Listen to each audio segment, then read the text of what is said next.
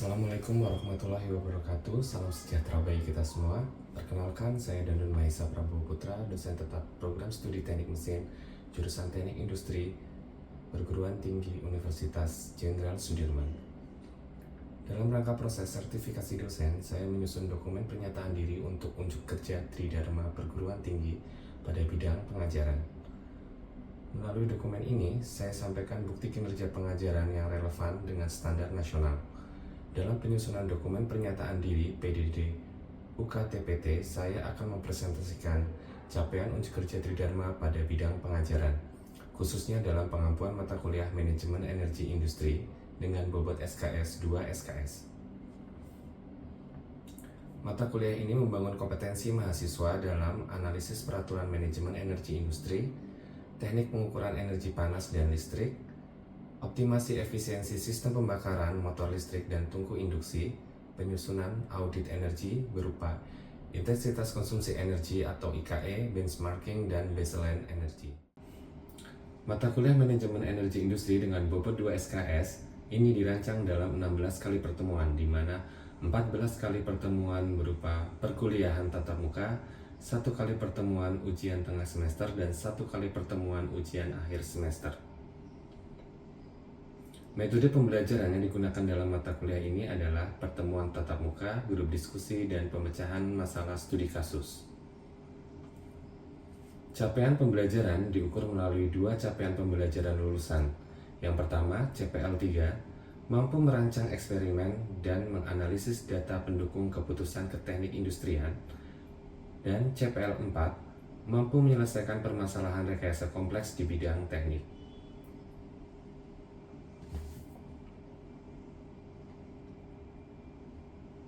Mata kuliah manajemen energi memiliki 4 capaian pembelajaran mata kuliah atau CPMK. CPMK pertama, pemahaman peraturan manajemen energi. CPMK kedua, perhitungan intensitas konsumsi energi atau IKE. CPMK 3, pengelolaan energi panas sistem industri. CPMK 4, pengelolaan energi listrik perangkat industri. Sistem evaluasi menerapkan komponen berimbang sebagai berikut, di mana terdapat beberapa jenis evaluasi, yaitu tugas, kuis, UTS, tugas terstruktur, dan UAS, di mana masing-masing tugas itu memiliki target CPMK. Komponen pertama berupa tugas 1 dengan bobot 15% dengan target CPMK 1, kuis dengan bobot 15% dengan target CPMK 2, UTS sebesar 20% dengan target CPMK 1 dan CPMK 2. Tugas terstruktur bobot 20% dengan target CPMK 3 dan CPMK 4, serta ujian akhir semester sebesar 30% dengan target CPMK, CPMK 3 dan CPMK 4, di mana total dari bobot keseluruhan adalah sebesar 100%. Desain ini memastikan alignment antara aktivitas pembelajaran, penilaian autentik, dan standar kerangka kualifikasi nasional Indonesia atau KKNI. Ya, Assalamualaikum warahmatullahi wabarakatuh. Waalaikumsalam warahmatullahi wabarakatuh. Ya, selamat siang teman-teman. Kita di pertemuan pertama ya, kuliah manajemen energi industri di semester genap 2024-2025. Ya, ini mata kuliah ini sebenarnya lanjutan ya bagi teman-teman. Misalnya kemarin sudah ambil prasyaratnya adalah fisika ya. Kalau teman-teman lulus, maka teman-teman bisa ambil mata kuliah manajemen energi industri. Di sini manajemen mata kuliah ini dibebani capaian lulusan 4 untuk di prodi ya, yaitu mampu mengidentifikasi, merumuskan, menganalisis, dan menyelesaikan permasalahan rekayasa kompleks di bidang teknik. Kemudian untuk di mata kuliah MI sendiri memiliki beberapa CPMK. Nah, untuk pertemuan hari ini, di pertemuan pertama kita ada 1 CPMK goals capaian pembelajaran mata kuliah, yaitu mahasiswa mampu memahami gambaran umum terkait manajemen energi, aturan formal, dan perundang-undangan tentang manajemen energi. Oke, kita mulai ya teman-teman. Nah, terkait dengan manajemen energi itu adalah tentang perencanaan keberlanjutan. Di sini perencanaan keberlanjutan. Di sini Saya rasa buat teman-teman sudah tidak asing ya terkait dengan istilah manajemen energi. Ya, kira-kira ada yang bisa memperkirakan nggak sih manajemen energi itu apa? Ya, gimana? Ada? Izin menjawab Pak. Mungkin yang saya pahami itu tentang manajemen energi itu manajemen yang mengatur dan mengontrol suatu aliran energi dalam satu sistem energi pemakaiannya agar pemakaian itu lebih efisien dan tidak mubazir tentang energi ini. Ya, oke. Jadi di sini adalah sistem pengelolaan energi atau aliran energi yang diatur dengan goals-nya adalah efisiensi. Nah, sekarang saya tanya ke teman-teman, biasanya penerapan manajemen energi itu harusnya ada di mana saja? Ada yang coba jawab? Kira-kira ada di mana saja? Bisa diterapkan di mana saja manajemen energi? Di mana ada? Bisa diterapkan di mana manajemen energi? Manajemen energi itu kan secara umum ya, itu bisa diterapkan di mana-mana sebenarnya. Bisa Contohnya misalnya ditaruh di mana? bahkan di ruang kelas ini itu Betul. bisa gitu kan, untuk mematikan AC, mematikan monitor dan semacamnya. Tapi untuk skala lebih makro itu mungkin di perusahaan pabrik itu kan proses manajemennya jauh lebih kompleks gitu. Ya, betul. Ya, jadi biasanya manajemen energi itu harus diterapkan di mana saja. Kayak tadi si Firdan bilang gitu ya. Nah, umumnya itu di setiap perusahaan seharusnya ada manajemen energi gitu ya, divisi sendiri di rumah sakit dan sebagainya kayak gitu ya, untuk mengatur proses efisiensi, terus penggunaan energi, penurunan emisi kayak gitu ya. Dan kalau sekarang tuh banyak sekali dari green building dan sebagainya kayak gitu. Nah, tapi untuk sebelum kita menjadikan ya, energi itu pengelolaan untuk mencapai efisiensi energi. Nah, sebelum kita tahu penerapannya, maka kita harus tahu ruang lingkup manajemen energi. Kira-kira ruang lingkupnya apa saja sih di dalam manajemen energi? Saya ada yang bisa ini menyampaikan? Ya, saya ucapkan saja langsung gitu ya. Jadi yang pertama adalah tentang efisiensi energi, kemudian intensitas konsumsi energi. Ini biasanya istilahnya itu IKE ya teman-teman ya. Itu bisa intensitas, bisa indikator kayak gitu ya, konsumsi energi, intensitas energi saja, sama kuadran efisiensi energi. Dan di sini saya jelaskan dulu tentang intensitas energi ya. Bedanya IKE dengan IE, intensitas energi. Kalau intensitas energi itu adalah dia mencakup suatu wilayah teritorial ya, misalnya negara, terus kota, atau apalagi kabupaten kayak gitu ya, itu intensitas energi, yaitu total konsumsi energi dibagi dengan output ekonomi atau PDB ya, pendapatan domestik bruto kayak gitu ya. Nah, itu untuk mendapatkan intensitas energinya. Nah, kalau IKE ya, ini hanya konsumsi ya, intensitas konsumsi energi, kurang energinya. Ini adalah total konsumsi energi dibagi unit aktivitas. Jadi ada dua ya, ada IKE bangunan, ada IKE pabrik misalnya. Nah, kalau IKE bangunan itu berarti kayak di sekolahan, terus kampus gitu ya. Itu adalah total konsumsi energi dibagi dengan luas bangunannya. Ya, itu nilai IKE-nya. Ya, jadi misalnya ini ruang kelas, ini berapa ya misalnya? 10 meter persegi. Nah, habis listriknya itu berapa? Maka IKE-nya adalah total energi listrik dibagi dengan luas bangunan gitu ya. Nah, tapi beda kalau misalnya di sini adalah lantai produksi. Misalnya di sini ada apa? Ada mesin bubut kayak gitu ya. Nah, otomatis kalau pakai luas bangunan dia akan boros ya. Karena bangunannya sama tapi butuh energinya lebih besar. Jadi nggak pas ya. Nah, maka dia tidak pakai luas bangunan, tapi di sini misalnya total aktivitas, misalnya produksi yang dihasilkan itu berapa gitu ya. Misalnya berapa pieces dalam satu periode tertentu. Nah, ini periode tertentu ya, jadi bisa pakai IKE bulanan. Bulanan itu berarti apa? Konsumsinya dalam waktu 1 bulan, tahunan 1 tahun kayak gitu. Oke, ini beberapa hal terkait dengan ruang lingkup manajemen energi. Nah, ini beberapa hal terkait dengan ruang lingkup manajemen energi. Nah, sekarang ada kuadran efisiensi energi ya, teman-teman ya. Kuadran itu kalau di matematika itu ada sih kuadran 1, 2, 3, 4 gitu ya, ini agak serupa.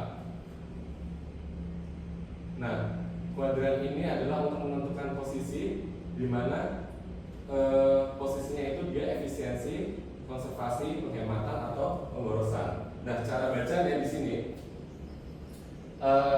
manfaat energi yang digunakan. Jadi kalau semakin ke atas itu semakin baik, ya, atau semakin tinggi, gitu ya.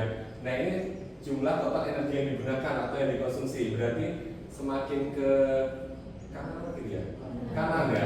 Semakin ke kanan maka dia semakin besar ya, belum tentu boros gitu ya. Nah sekarang baru pertanyaan nih. Kira-kira efisiensi yang mana? Efisiensi. Ya, yang A, B, C atau D? Yang A. Yang A saja ya? Sama. Apa? Sama D? Sama C? Atau sama saja? Sama C. A sama C. Oke. Sekarang kalau konservasi, misalnya siapa ya? Najib, konservasi apa? Di yang mana? Kalau konservasi? Konservasi di C sama B. C sama B. Oke. Kalau penghematan, siapa ya? Fitria. Penghematannya? Penghematan di A saja kah? Iya. Oke. Kalau pemborosan, siapa ya? Habib. Pemborosan di mana? Apa? Di D. Ya. D saja. Iya. Ya. Oke. Kita mulai pembahasannya dari pemborosan dulu ya. Sepakat ya pemborosan D saja. Ya. Kenapa disebut boros? Karena apa? Dia butuh jumlah total energinya itu banyak, tapi energi yang bermanfaat itu sedikit, makanya dia boros ya. Oke, kalau efisiensi itu artinya apa sih? Efisiensi itu kan perbandingan output dibanding dengan input ya, gitu. Jadi dikatakan efisien ya berarti apa? AB ya. Jadi jumlah total energinya sedikit, tapi manfaatnya besar, atau butuh energinya banyak, tapi manfaatnya banyak juga. Oke, kalau konservasi tadi siapa yang jawab ya? Saya lupa. Najib apa tadi ya? B sama C. B sama C.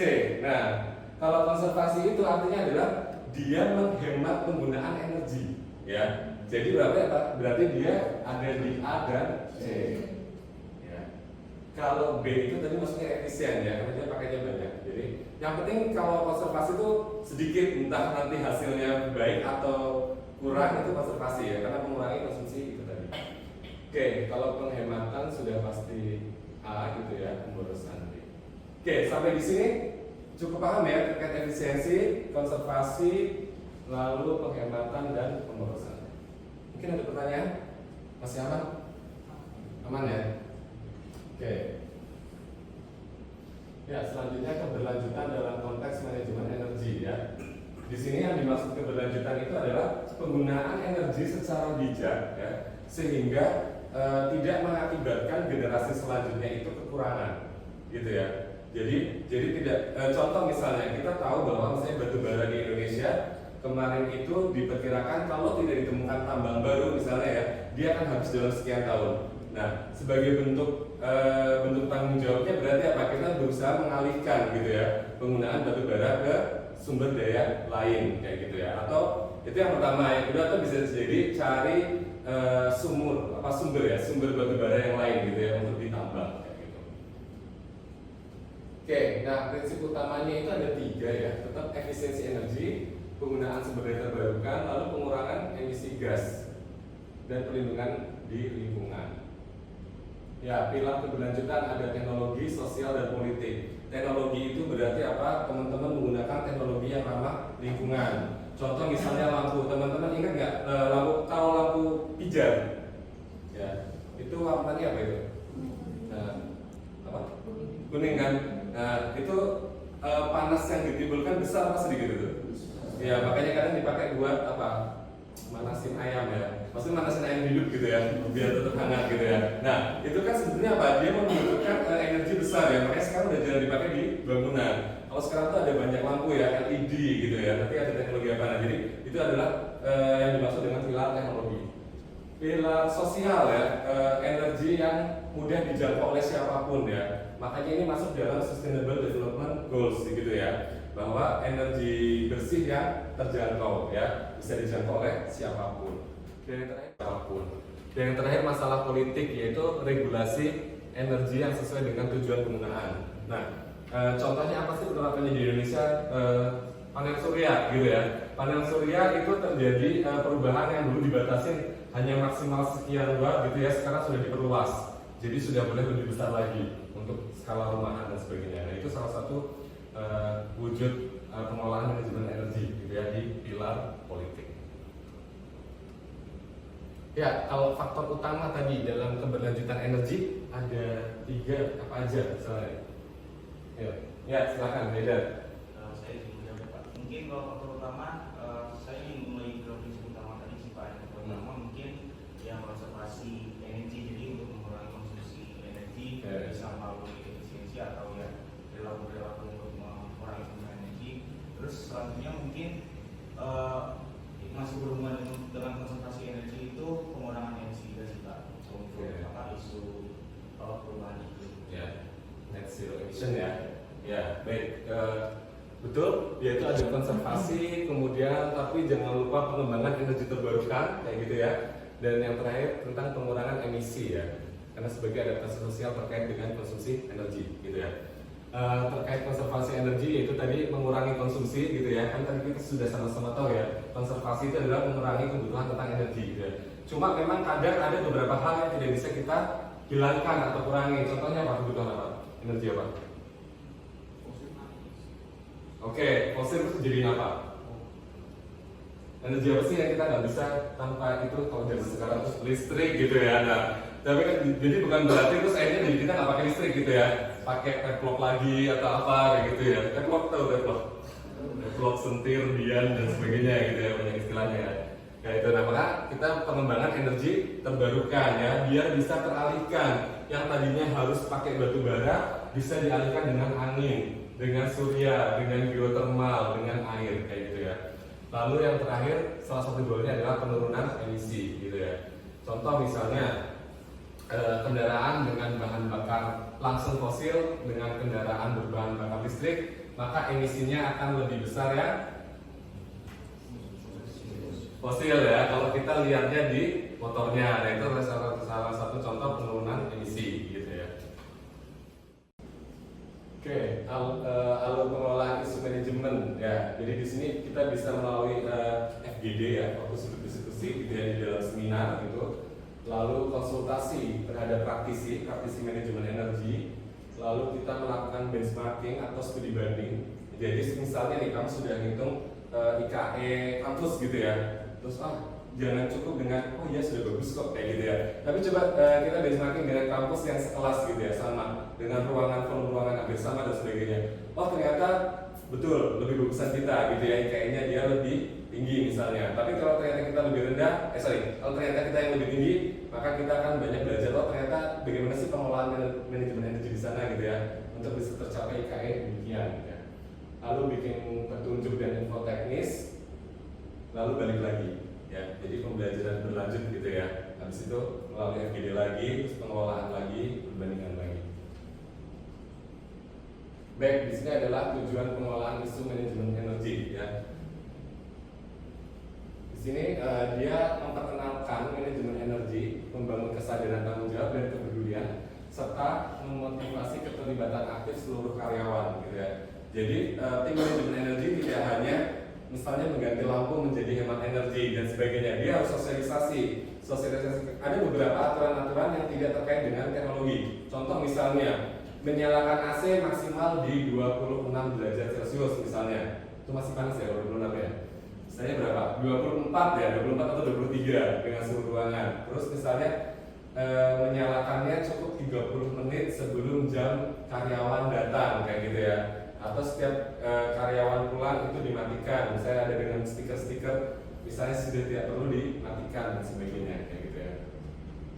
Lalu menyediakan bahan literatur dan petunjuk teknis tentang teknik manajemen energi beserta teknologinya. Ya itu tadi ya, jadi memberikan edukasi, memberikan sarana supaya teman-teman itu juga lebih mudah untuk belajar tentang manajemen energi. Dan jangan lupa juga tentang update peralatan gitu ya, peralatan di lokasi tersebut.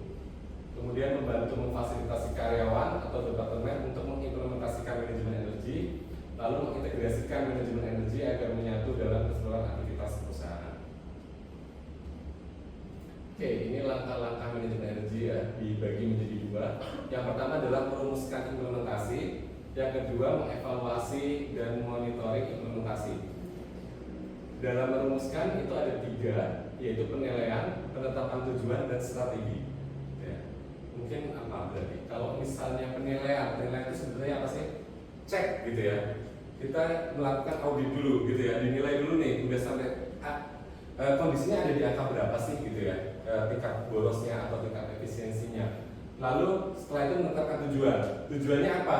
Mempertahankan karena IKN-nya udah bagus, atau memperbaiki karena IKN-nya tinggi. Lalu yang berikutnya adalah strategi. Nah, caranya itu seperti apa gitu ya.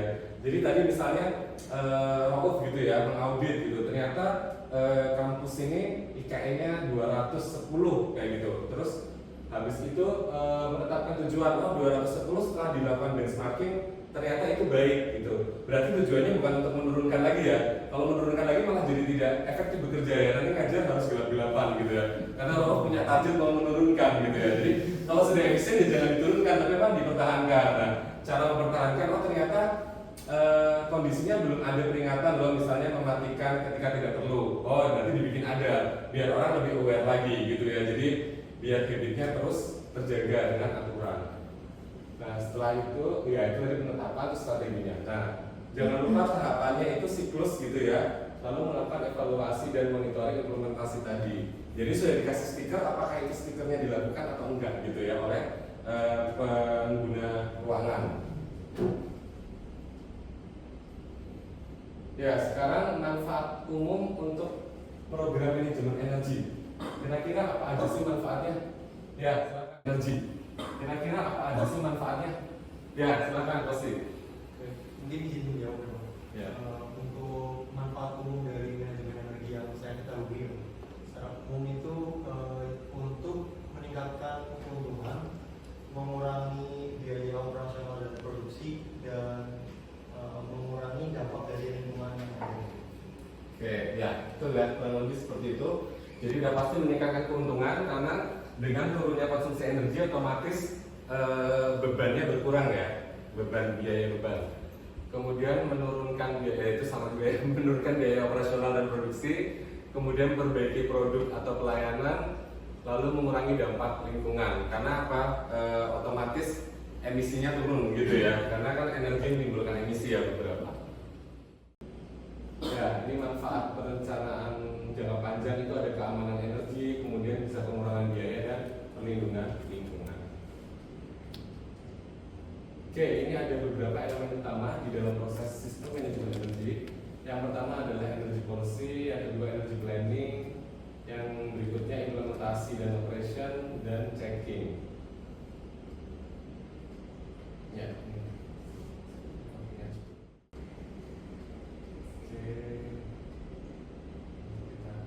Ya, ini regulasi ya. Jadi ada beberapa regulasi untuk terkait dengan pengelolaan energi, baik itu regulasi nasional maupun internasional, gitu ya. Nah, regulasi nasionalnya itu ada beberapa undang-undang dan peraturan pemerintah. Isinya apa sih? Isinya itu tadi tentang bangunan gedung kantor itu IKN-nya itu maksimal berapa, kayak gitu ya.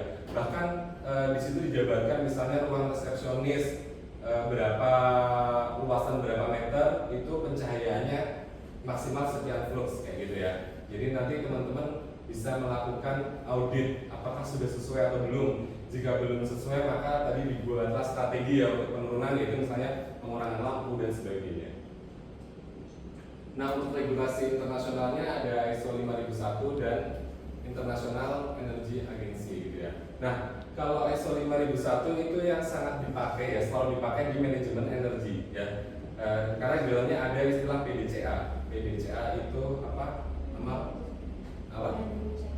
Ya, Plan Do Check Action gitu ya. Nah, dalam penerapan manajemen energi itu menggunakan itu gitu ya. Jadi tadi sudah dibilang yang merencanakan apa sih goal-goalnya gitu ya. Do itu bagaimana melakukannya gitu ya. Plan do, terus check, audit ya. Action, ada beberapa hal yang bisa langsung diperbaiki melalui action itu ya, P, D, C, A, terus muter lagi ya, terus perencanaan lagi dan seterusnya. Karena ini adalah sesuatu yang berkelanjutan.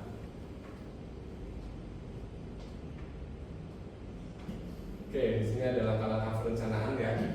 Ada yang pertama adalah melakukan audit energi, penetapan target, lalu pengembangan rencana.